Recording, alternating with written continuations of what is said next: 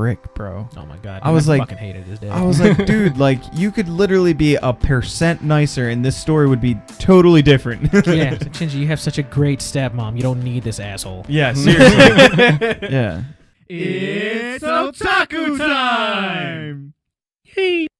What's going on, friends? Welcome back to Otaku Time, the show where we talk about anime, manga, and all things otaku. I'm your host, Dom, and we have our two normies, Strolly Hi. and Marley. Hi, guys. Today, we are talking about Neon Genesis Evangelion. Yeah. Ooh. Very complicated. Yes, extremely complicated. I I don't know how it ended. I'm just gonna say that. I'll say I was tracking, I was on board, and I was incredibly interested Yep. until the last two episodes. Yep. Exactly. Let's save that discussion for later on. Okay. All right. Cool. All right, so- sweet. Really enjoyed it. Yeah. Oh yeah. No. Fantastic. The Avas and like learning their lore slowly throughout the whole series was like super cool. Yeah, their design was my favorite. Yeah. Out They of, were like, all the super. mech designs we've Mhm. seen this month. Like they were easily like the ones I enjoyed the most. For sure. Yeah. They were definitely like they seemed the most detailed, but like simple at the same time. Mhm. Like it was very like obvious that it's like humanoid, but like Yeah. still like super mech. They made, they absolutely made them their own life forms with the way they were designed and the way they moved. Like they didn't look really robotic Yeah. or mech-like when they moved. They were Yep. very fluid and they look like their own creature. Right. Yeah. Right. They're very sleek and very Mhm. agile. Right, yeah. And it flowed really well because like the person is like are they actually doing motions or is it more or less like imaginary? Was that ever like truly like Imaginary? like Yeah, they're so using their their brains mind to is control? controlling instead of their They body. have like They have the little tr- controls and stuff. Right, yeah, okay. I see that, but then it's like when, like, say, when one of the angels like grabs an arm and like lifts it up, their arm in the mech doesn't also lift up with it. You know, like that's where I was Yeah. like, maybe they're not doing the full motion. They Right, just yeah, have yeah. basic controls. It's Yeah, they have the mostly- controls and then it's like linked up to them with the Right. suits. Yeah, Yeah. okay. Because I remember like when they first got into Avas, they were like, "All right, now imagine walking," and I'm like, "Oh, okay. I wonder if it's more like a mind thing where you're kind of Neuralink. imagining." Yeah, exactly, like Yeah. a Neuralink.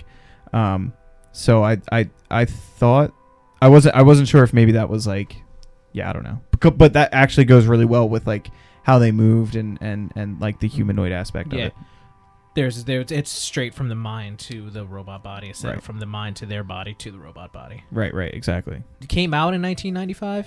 Yeah. Okay, so like I very much so enjoyed the style of it in the animation. Like it's I love that older look. The best way I can say it, like that aesthetic is really pleasing. Mm-hmm. Yeah, I'm not like a big fan of the older style. I do like new age and more modernized. I like the I guess like the heavier outlines of the bodies. I think. That Demon Slayer look. Yeah, kind of thing. Yeah, like I really do have like a soft spot for that.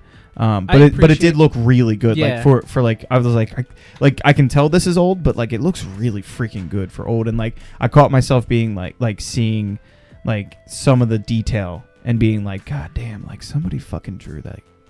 That's so fucking cool. It's really interesting because like me being a fucking normie and not watching anime till this year, like I remember seeing like all like the chill wave like animation, like the lo-fi music videos set Yeah. to like classic anime style, Yeah. and I literally thought like, oh, that's just like an internet aesthetic. Right.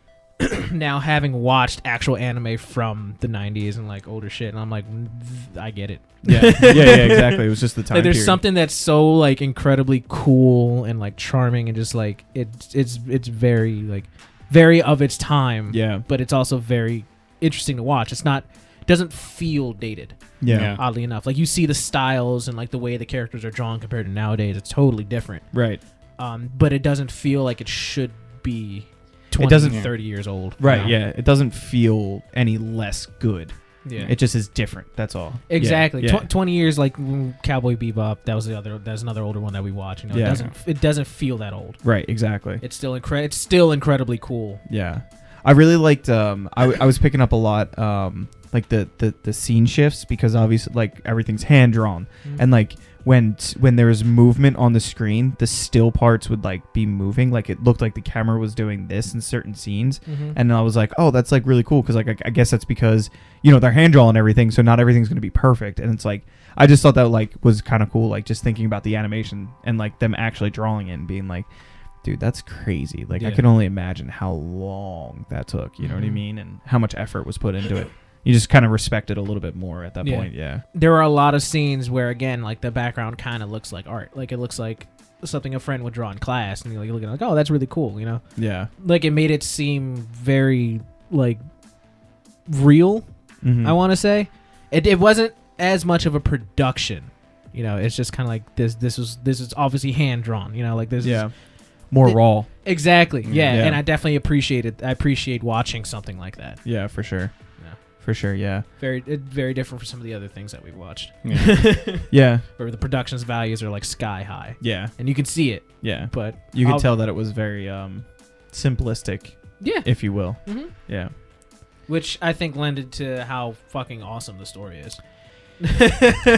Yeah, the story was really captivating. Yeah, it was really incredibly interesting. Yeah. Like there was a lot going on. That caught my attention and made me want to learn more. Yeah. There wasn't a time where I don't feel like there was a dip in the series for me.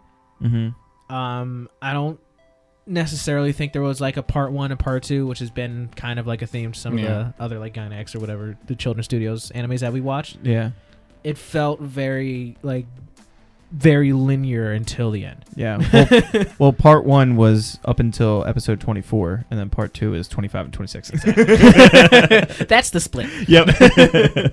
But no, like the story, like the obviously the science fiction of it, the like the mythology that was coming in with like the Dead Sea Scrolls and like the calling them angels, and then like the Evas and shit. Like there was a bit of like mythology in there. There was definitely a lot of science fiction in there. Yeah.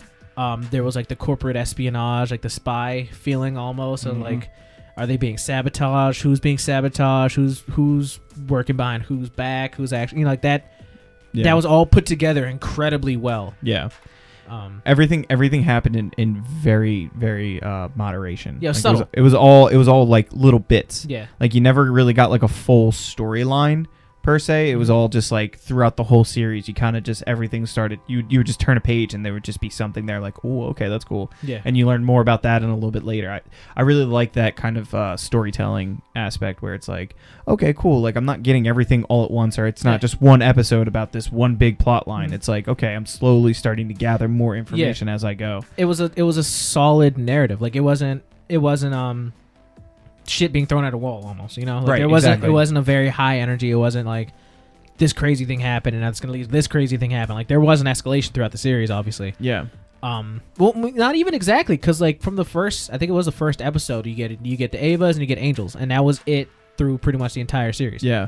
A lot of the angels just get a little bit more destructive each time. Yep. But besides that, it was like just really interesting shit. Like the story of what they fucking are. Yeah. What caused the cataclysm, like all the human stories, the people that were affected by it, which were all the children, like basically that first generation that was there with the second impact, and then the generation after that had to live after the impact. Right. And now they're involved with the potential third impact. Like they're really human stories. There was a lot that was very interesting. Yeah, a lot of the drama was internalized. Yeah. It wasn't a very like external type drama where it's like, okay, you clearly have the good guys and you have the bad guys, and they're constantly like, that's the drama of them fighting and learning and that kind of stuff. All of it was like really internalized to the children and the whole nerve association type thing, and and then you learn about the commander and Seal, was it? Sele. You learn more about them and all that other stuff, and everything's more in that bubble, and everything else that happens outside is actually kind of more of the normal, the status quo. So I like that. That was really cool. Yeah, there was a lot that would keep my attention through it. Yeah, and the overall mystery too was a very, very big thing. Yeah, it didn't feel too played up. It honestly felt like there were people that knew and people that didn't. Right. Exactly. And then you're just figuring out who knows what and how are they going to learn what they don't know. As you slowly start to learn everything. As you get the little tidbits that this character gets, and then this character reveals that they knew something more than they thought that they wanted you to think, or like that kind of shit was really interesting to me. I really enjoyed that. Yeah. Yeah, I thought it was super cool. In general, it was just fantastic. Mm-hmm. And then I really like the children's relationships together and how they change and altered throughout the series and stuff like that.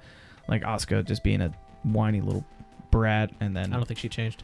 Well, no, she changed. Jesus Christ. Yeah, I hated I hated her personality though. Yeah, her personality sucked in my It opinion. was annoying as fuck. Yeah. Like Jesus Christ, I get it. Yeah, you trying to be number one, great, but you fucking suck. I know. All you want to do is bang the 47-year-old. Yeah, you're 14. Chill the fuck out. Yeah, right. And then like Shinji's growth, right? Like when he first started, he was like, I don't want to be violent, and then he does it, and he's like, I'm done, and then comes back when he realizes like, well, that's probably more fun. I get his character. I really do. Mm-hmm. He was annoying as fuck a lot of the time too. Yeah, it was a shame. I hate it. I get it.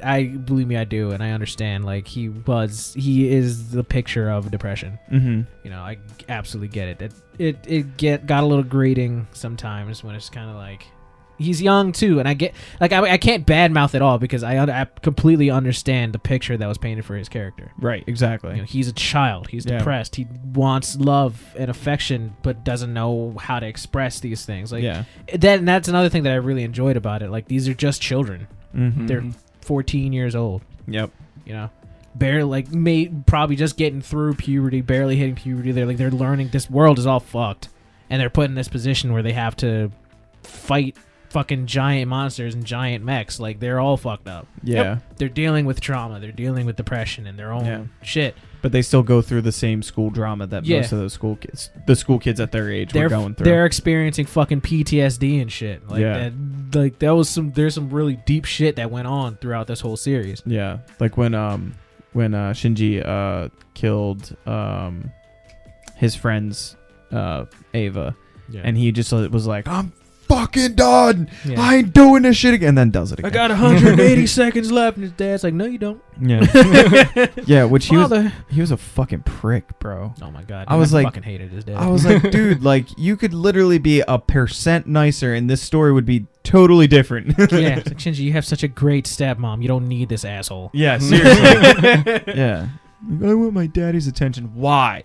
He's a dick. Yeah. Mm-hmm. There were a lot of parts throughout the whole series that you can really dig into any of them and like get a full story and like some really interesting tidbits and some very interesting thoughts like on every part of it. Yeah. Which is really good on their part. Like that's hard to have one consistent stream that remains interesting in that like entire viewer in. But then you have all these different threads that each individual one is its story in itself. Right. You're tying them all throughout this whole narrative. That was really really good. It was all twisted together. Exactly. Until probably episode 25. Yeah. Yeah. Which should we talk about that now? Sure. Okay, cool. Jesus. What the fuck happened? Dude, what the fuck? I watched it 3 times. I watched those last 2 episodes like probably 3 times. The first time I did go to sleep, so that's on me. The last two times, dude, I still don't know what the fuck. Like the threads that I was talking about that I was super interested in. Mm-hmm. They said, no, we got a whole new rope that we're gonna give you all in this last 2 episodes. Like it completely fucking. So did you take away anything plot-wise or anything from those last 2 episodes? So there was a lot that they were trying to say in the last 2 episodes, which I felt loosely connected to the first 24. Yeah. Like it wasn't a totally illogical conclusion, I'll say that. It did feel like they picked one thread and was like, this is what the series is about for those last 2 episodes. And that's not necessarily what I was interested in and what I was enjoying the series for. Right. I can't say it was wrong or I hate it or blah blah blah. I can't badmouth it because it felt like a logical conclusion for part of the story. Yeah. But there was so much more left on the table. Yeah. So what I will say, like with those last 2 episodes, like what I got from that was that it was like the whatever the hell they called it, the being of tranquil. I don't know. It was like a stream of consciousness to try and make you happy, and by doing that, you, dude, Are you talking about human instrumentality? Yes. Okay. So what that is like everyone turns into LCL, which is like the orange juice stuff that is inside the plugs or whatever. Right, yeah. So everyone turns into that, and then they all form into one being with one consciousness, and it's like becoming like a greater being than what we are now. Yeah. That's what Gendo wanted. Yeah. And that's kind of what that was the best way that I couldn't have described it. Because that's exactly what I wanted to say, but I couldn't. But I didn't get any of that. Because like you could really get it when everyone's talking and it's very short like sentences, and it's just like, is this it? No. Is this it? No. And it was like very like, okay, I feel very out of body, very stream of consciousness, very trying to understand and make sense of where I'm at right now. And then especially like at the actual final ending where it's just like he's just like, no, I'm happy. And then it's like, okay, cool. Yep, that's the point. Like that was kind of like I could see why that was a goal, as kind of fucked up as it is. Does that make sense? No. So it made sense to me. These last two episodes were where I feel like you could absolutely pick any tangent. Yeah. And they expanded on it immensely and just left it completely like, make of it what you will. Yeah.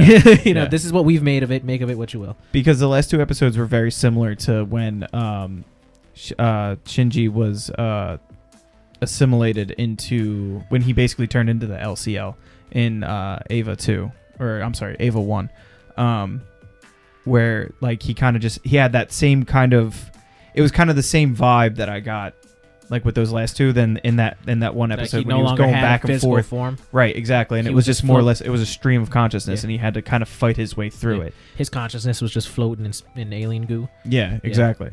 And I guess for the human thing, whatever, I forget what it's called already.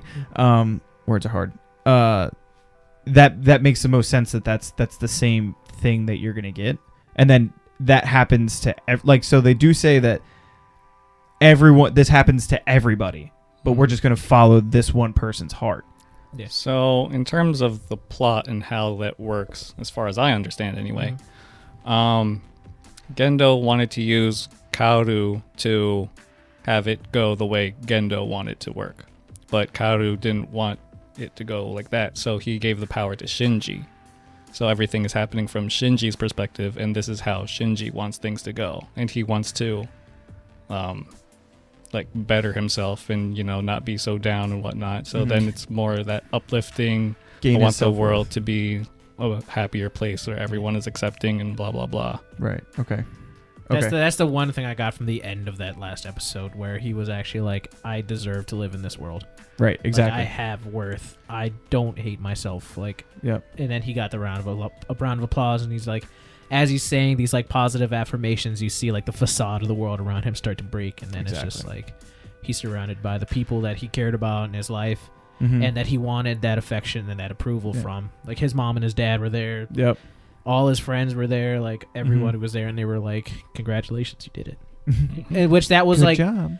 that was the answer to like his depression and his loneliness and like what he was striving for through the series. That he didn't realize that he just wanted fucking love.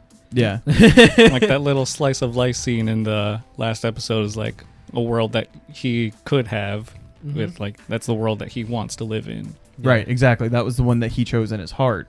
And then he goes like third person omniscient or whatever you want to say. And he was like, oh, this could have been it. And then he was like, oh, I wonder if there's ever a thing where there's no Avas or whatever. Yeah, there's a reality. There's multiple realities. And multiple universes and all that stuff, which is a common thread for all of Gainax and Trigger, at least. Very, very far out there science fiction. Yeah. But like that ties up that thread, you know, ties it up. It's a very loose term with that. Yeah. Because again, it's like completely up to interpretation, which is it wasn't what I was interested in, being that I was interested a lot more in the worldly, like the physical, you know, the espionage, the actual mythology, the words on paper that'll explain what the fuck is happening in this world. Right. Whereas the ending that we got is very like up in the air. It's very up for interpretation. It's how you viewed the series up to this point, how you viewed the characters. And they're saying something. Mm-hmm. They have a statement that's made, but I feel like it's to the point that you can take it for what you will. Yeah. Which is a very interesting way to end this narrative. It's just not a... They had a direction and they chose to end it the way they wanted to end it. Yeah. And I can't hate on that, and I don't feel like anybody should. No. And I'm sure plenty of people probably do. Yeah. You know? Can confirm. It's like you can't... I feel like you can't really do that because it's the way the series was built up, it's so rich. So I guess for me, it felt more like I said, for him. Oh yeah, for sure, absolutely, 100%. Those final words of affirmation that he was telling himself, I felt relieved to finally hear him say those things. Because that's what what's her face? His wonderful stepmother, his foster mother, Misato. Yes, Misato. that's what she loved him. Like she cried over him. She like cared for him, and it's like she tried. Granted, she was a little fucked up at the time too, but she tried to hold his hand to comfort him, and he just wasn't open to that. Like finally, like you're realizing that you're worth something. His self-worth was gained. Yeah, and during that whole thing. That in itself is such a powerful thing for this character. You know, without a doubt, regardless of the narrative loops that happen in those 2 episodes, that alone makes it feel like it's worth it. Right. Yeah. Like I was saying earlier, with like the whole drama was internalized. Mm-hmm. It really hits that home for the last 2 episodes. The where other it's characters are like, you're saying that to yourself. These aren't the thoughts that other people have. They're the thoughts that you're projecting onto other people about yourself. Exactly. Yeah. To the point that he's saying, I hate myself. Mm-hmm. And what I was like, Asuka, like one of the other ones was like, we don't. You're saying we do. You're saying everybody hates you, but it's you that hates yourself. Yeah. And you're projecting that hatred for yourself onto what other people should think about you according to you. Exactly. And then he learns at the end, like, no. Yeah. People like me. Yeah. Which was really cool. And I liked it because it's like, it definitely feels like it shows where the priorities were for the plot development and for the drama and for all of like the important parts. It was like, okay, yeah, clearly this show should have been centralized on Shinji more, and it was like his growth throughout the thing. And then it was like you watch him go through the internal debates about like, okay, who likes me, who doesn't like me, after you've just seen 25 episodes of, you know, his relationships and how they go with different people and stuff like that, and how his own emotions are affected by all those things. And it's like you kind of start to, it's a climax for Shinji. And when if you look at the whole show as a whole and you think, okay, this is all Shinji's rising action or his plot, then it kind of makes more sense. It comes like full circle for him. Exactly. Like he reaches that point where it's like he finally has self-worth. Exactly right. Yeah. Which is, again, he's very the main important character. Like you call him the main character. As big as this world got and as expansive as the lore got. Yep. They tied it up being his story. Yep. You know. Yep. And ending it on that note for him was very what's the word? What's the word? Penis. It's a word. Mm-hmm. Not transformative, not melancholy, Cathartic? Yes, thank you. Very cathartic for him to end pretty much, that was pretty much the end of the series. That was it. He was just like, I deserve to live. I have worth. I'm happy. You don't need any more of that show because he gained his self-worth. Yeah, and it ended like right there. Exactly. Yep. And it's kind of like, I accept it. It's the whole point. Yep. Exactly. Yeah. All the other shit, it's like very interesting and very important, and I need all these answers. Yeah. But this was his story, and he got the ending that he should have. He was happy. Exactly. So does everybody shit on that because you don't really learn anything about the angels? So, okay. So let's talk about why the last two episodes ended the way they did. Oh, okay, cool. So it's rumored that Gainax was running out of money, and so they had to wrap it up. Yeah, they had to cut some corners and whatnot. Okay. Second thing is that the creator, Hideaki Anno, was very depressed making this, and so not surprising. As the show went on, he got more and more depressed, and so he just wanted something uplifting to end the the whole thing. Yeah. Yeah, that definitely seems like a stream of consciousness for a depressed person. Like in reality stream of consciousness. And that's one of the reasons why it's like, I get if you're disappointed in the way it ended, because believe me, there was a lot more that I wanted to learn. For sure. But just watching the way it ended, the word cathartic means something. Like, you got it. Somebody wrote this story to end this way for a reason. Right, exactly. And knowing that the director, studio head? Director. Knowing that they were in that mindset, that yes, it was Shinji speaking those words, but it's the director speaking to himself. Yeah, you can take that personification, or like how many people were in projection. that position of like, I hate myself, I'm not worth anything, I want somebody to approve of me. Mm-hmm. Ending with that character saying, I'm worth something, I deserve to live. Mm-hmm. Come on. Yeah, you can't really hate that. Yeah, exactly. And if you do, you're a dick. Yeah, exactly. Yeah, like that wasn't shit thrown on a wall. Like, that was purposeful. Yeah, and it was very powerful too. Exactly. Like, that's another thing. Like, it wasn't like it was like, oh, okay, happy go lucky. It was like dark light. Yeah. Yeah, it was bright, really shining light at the very end. Exactly of the tunnel. right. At Yeah. very end of the tunnel, that was the show. Yeah. That was, you could tell that was done for a reason. For sure. So knowing that, it's kind of like, well, that's the reason. Yeah, that makes a lot of sense. Yeah. If it's true. Yeah. So speaking of hating on the last 2 episodes, Gainax and Anno himself got multiple death threats when the show aired, and people were very upset. And so the next year, I believe, after the show ended, they released the End of Evangelion, which is the movie conclusion. Basically replaces the last 2 episodes with a more in the physical realm ending, and also on a much darker note. Gotcha. So that kind of shit pisses me off. Like, as a fan, believe me, I don't like everything that I watch or that I take in. Not everything is for me. To bully a creator into changing their own creation because you weren't happy about it, Yeah. to that extent, is fucked up. Yeah. Like, that sending death threats to, like, you're never a fan if you do that.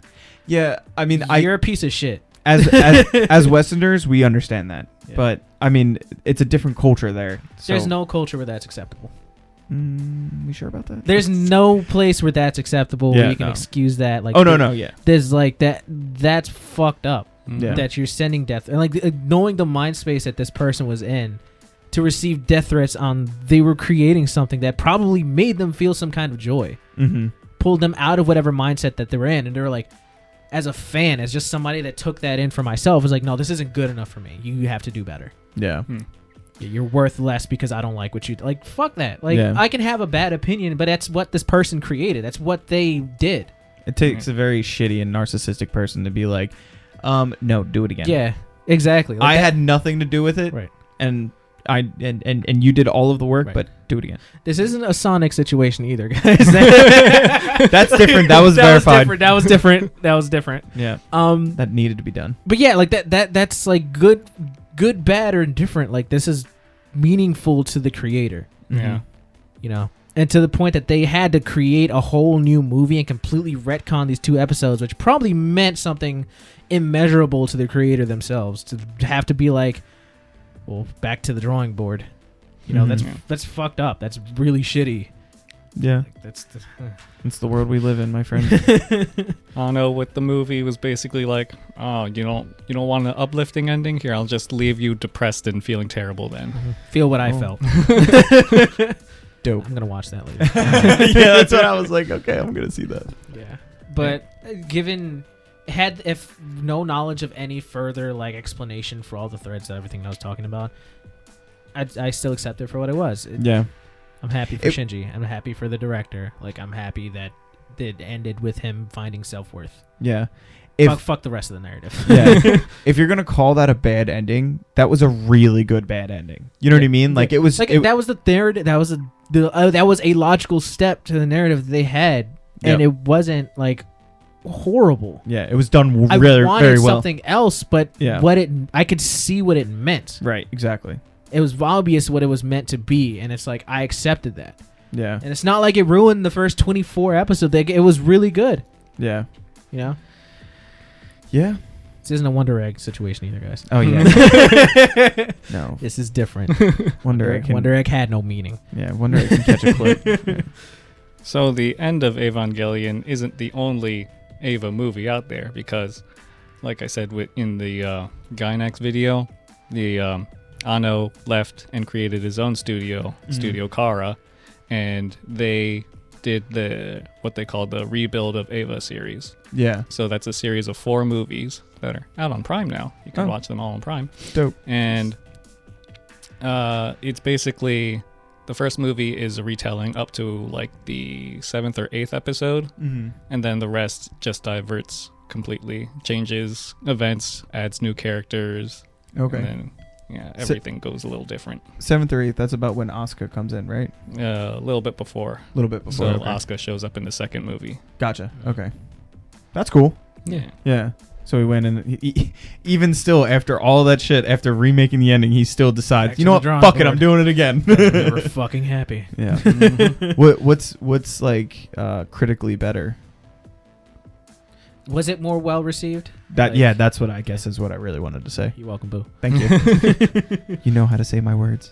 The original anime is regarded as one of the best anime ever, so it's kind of hard to improve on that. Okay, that's But fair. the movies are also very well received. Oh, okay, cool. I think they're very good. Okay, cool. I think the worst of them is the third one. Shinji gets a little idiotic at points in it, and it's like, Shinji? what are you doing? No. What are you doing, kid? Why you do this? You just gotta go back to home, kid. Mm-hmm. Yeah. Get in your fucking mech. Get in the damn robot. Yeah. But yeah, I mean, honestly, like all in all, like taking it as a great whole, series. like I can see why people say it's the best anime of all time. I mean, it was really, really good. It wasn't so much for me. Like I liked it, and like so like it's not like ranked like super high on mine just because it's just not the genre type that I really liked. But it was really, really good. Like I respected it for what it was, you know. Out of what we watched this month, I'd probably put it second to Kill la Kill, if only because I purely enjoyed Kill la Kill. Yeah. But narrative-wise, character-wise, I think Evangelion is better. Yeah. Like I think the story I'd that sit was there with told you, yeah. was leagues better. You know, Yeah. just Kill la Kill was a much better, rounded, good time. Yeah. It's funny, Yeah. but like this was incredible for the threads that were woven, the stories, the world itself was so interesting. Like I still want to learn so much more about the angels and where they come from and Right. what the fuck is anything really. Yeah. It was really good. Mhm. Yeah. 10 out of 10. Would recommend to a friend. Mhm. That's you. Yay. Hey guys. So this is our last main video in Gainax month. No. Except for the Wednesday video coming up, which is Star Wars Visions. Yeah. Check that Woo! out. Trigger's making 2 episodes. Dope. Sick. And next month being October, the theme Get ready. Nope. is I quit. spookies. Oh! So it'll be a bitch. I really wanted him to just be like, slice of life. Just throw us a curveball. Rom-com. Go back to that well. I don't care. Fuck. Yeah, dude. Sorry, we can hold hands. It's fine. Now, there's not really that many horror anime like that's actually really scary. Oh, okay. It's more like having dark themes or like Okay. Like, I feel like Yeah. more gothic or violent Yeah. than Yeah. actual horror. Yeah, like I can get behind that. Yeah. Like thrillers more than actual Yeah. horror, right? Yeah. Like spooky overtones, but like Yeah. realistically, like not that scary. I just imagine purely gothic shit. Yeah, yeah. Right, yeah, exactly. Yeah. So, our next anime is Shadowhouse. So, this is an anime from our old friends Cloverworks, who did Wonder Egg Priority and The Promised Neverland. Are we sure How about long is this one? How long is it? 13 episodes. All right, that's acceptable. Yeah, that's one season. We're good. What's the feedback? Well, good. Okay, good. Did they? Like I said, Cloverworks isn't, they make good stuff, but it's not all. I know it's like examples yeah. kind of shit the bed, but we're PTSD'd on Cloverworks because fucking Wonder Egg priority. And How many recaps? yeah, right. 6. Jesus Christ. So the premise of the story is that there are these shadow people, which are basically just like silhouetted, and they just have they're basically just all like they're silhouettes, and they like wear normal clothes and whatever, and they have these human like dolls that are basically like just the human versions of them, like they have their faces and like same like outlines and whatever.